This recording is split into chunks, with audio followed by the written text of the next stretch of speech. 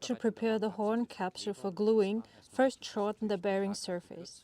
Then it is important to remove all loose horn residue of the sole, wall and bar area so we have a clean, even surface. To clean the horn wall, please use the rasp side to obtain a rough surface structure so that the adhesive can cross-link better. Here you can still see the old polymer residue of the former turfcord, which is then removed with the rasps. We do not weaken the wall, but simply clean it.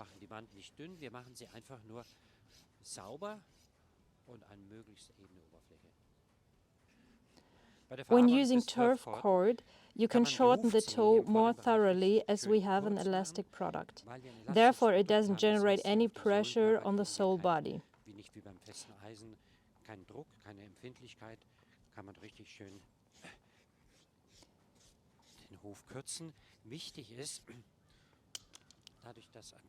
As an important part of the bonding takes place here, at the bar and heels, it is important to clean these areas properly.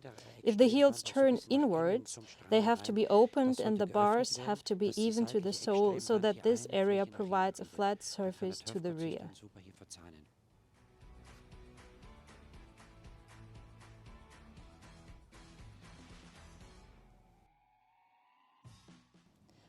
Determining the right size is extremely important for a good gluing result. We always measure on the freshly turned hoof, namely the bearing surface from one heel buttress to the other in millimeters. We place a tape measure orthogonal to one heel buttress and then measure around the wall to the other one.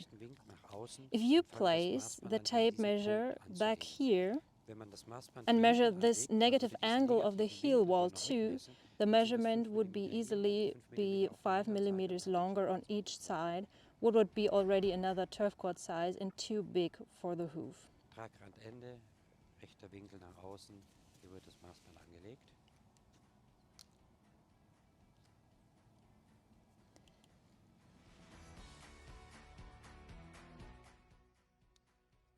In this case, we measure 310 millimeters. If we place the tape measure further back, what happens easily in the beginning, we would already be at 320 millimeters, one size above.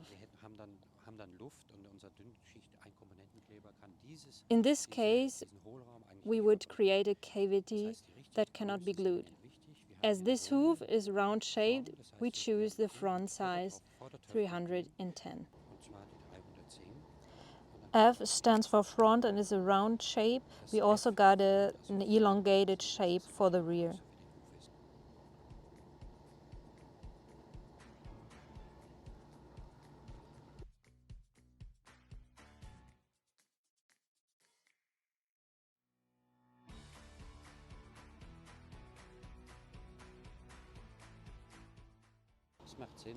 When applying the turfcord for the first time, it is advisable to apply it dry first.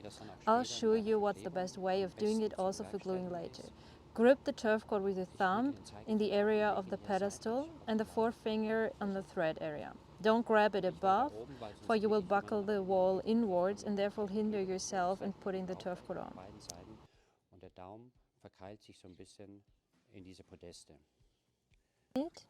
Put it on the toe, then press with the balls of your thumb against the hoof, pull the edges to the back, giving the turfcord the shape of the hoof, and put the ends over the heels. Now the holder fixes the turfcord on the heels like this. Now it's already got the shape of the hoof. It makes sense to mark the binding areas with a marker when bonding for the first time to determine whether the whole bonding surface has been cleaned properly. This gives you the opportunity to recognize if you have to rework some areas.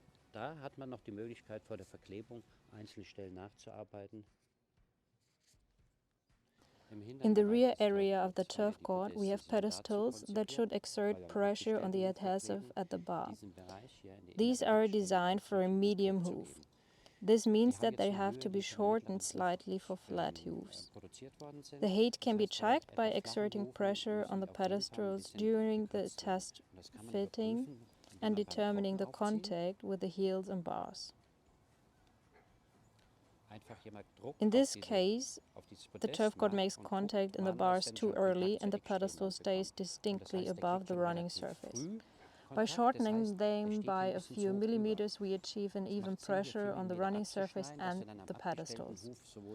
If we don't shorten them, in this case, they would bend and therefore pull the ends of the turfcord to the outside. Then it would be glued like this and not the way we want. Now we shorten them for about 3 to 4 millimeters on both sides. And once again, the reason for shortening the pedestals is to achieve a steady pressure distribution on the rear area of the turfcord.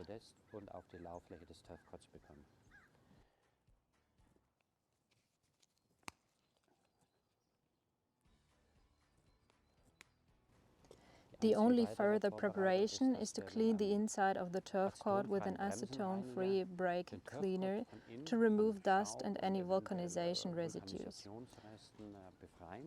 The horn capsule itself isn't treated with anything and remains natural. The inside of the turfcord is briefly sprayed once and has to be dry again when starting to glue. In winter, when temperatures are low, we recommend warming the turfcord slightly with a hot air gun to make it more elastic and easier to adjust to the shape of the horn capsule. This is particularly useful for larger sizes.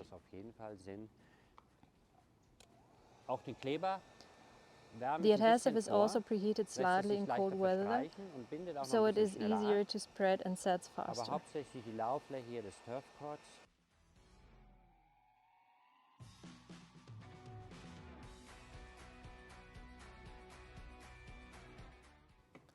Everything's ready now for gluing.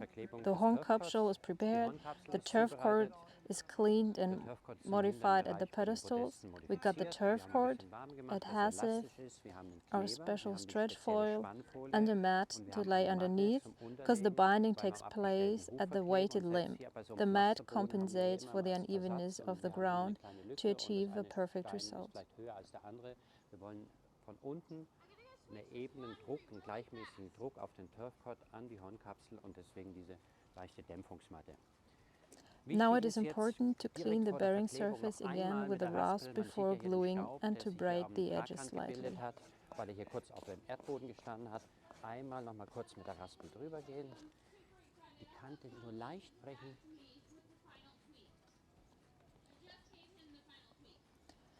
To protect your skin, you should wear powder-free natural gloves. I also put a finger protector over my index finger to apply the adhesive. Now apply a thin layer wherever the turfcord comes in contact with the hoof.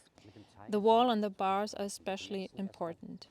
You can mark the areas beforehand to be sure you won't miss a spot. Mit dem Huf in Berührung kommt mit einer dünnen Schicht des Turfcord-Klebers, ganz wichtig hier im Extrembereich, aber auch hier rundherum. An der Wand, im Sohlenbereich. Then apply a thin layer inside the turfcord. We don't need much because we are dealing with a one-component thin layer adhesive. That's already enough. Spread it everywhere inside the turfcord.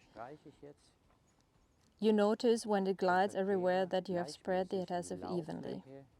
Aber auch an die Wand. Ich merke das quasi schon, wenn das so ein bisschen gleitet, dass ich überall den Kleber im Turfcord verteilt habe. Then remove the finger protector or glove and apply the turfcord as we did before during the test fitting. Grab it, widen it, put it on the toe, adjust the center, then lengthen it, giving the turfcord the shape of the horn capsule, and put it on one and then the other heel. Now the holder fixes the heel again with his thumbs. Then you start fixing the turfcord with our special stretch foil. The wrapping starts at the widest point. Wrap at least 3 times crosswise here, and if necessary press the sides of the turfcord against the hoof wall to ensure perfect fitting. Dann komme ich rechtzeitig zur Mitte. Then come from underneath to the toe and wrap further back, taking over the heel area of the outer turfcord leg with your thumb and the foil. You may have to press in a little more, but in this case it sits already perfectly. Now wrap the foil over the bale by tilting the foil like this. Then stretch the foil. Letting up slightly, tilting and stretching again. Letting it up slightly, tilting and stretching again. On the third time, turn the foil at the toe and use your thumb and the foil to take over the second heel, which has remained in position. Here too, wrap 3 times.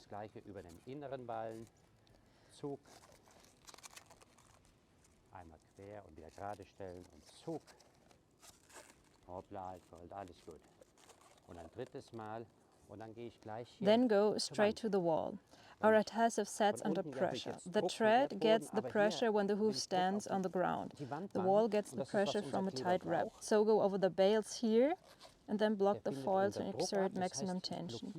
Let up the foil slightly around the bales. You can recognize the tension by the fact that the foil becomes narrower. Den Ballen, jetzt blockiere ich die Folie wieder und ziehe und stretch sie, das ist eine Stretchfolie. Man sieht, die wird schmaler und so kriege ich einen optimalen Zug hier auf die Wand. Noch einmal. Then go to the edge to tear off the foil easily. Now place the hoof on the mat and pick up the other leg. Und ab. Wir nehmen die andere Seite hoch. Depending on the outside temperature, the adhesive sets now in 2 to 3 minutes. We strongly recommend to use our special stretch foil and glue as it was specially manufactured for us.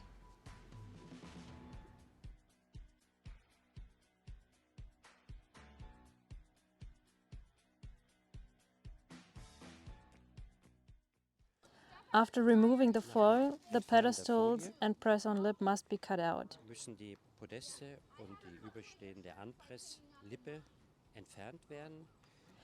The easiest way to do this is to cut off the pedestals with pliers. Abknips mit einer Zange.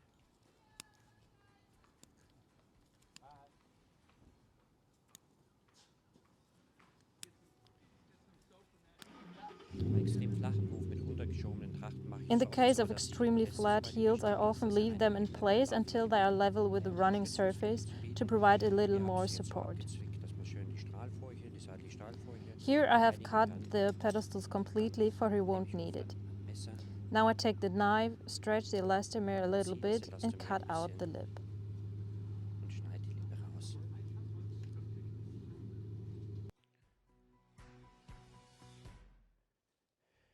Check whether a good bond has taken place. You can mark the wall of the heel buttress as a guide. If you extend it, it should result in the middle of the running surface of the turfcord. You can clearly see that the negative angle of the heel wall continues into the turfcord. That shows that the turfcord is simply an extension of the horn capsule. Im Grunde genommen nichts anderes ist als eine natürliche Verleerung der Hornwand.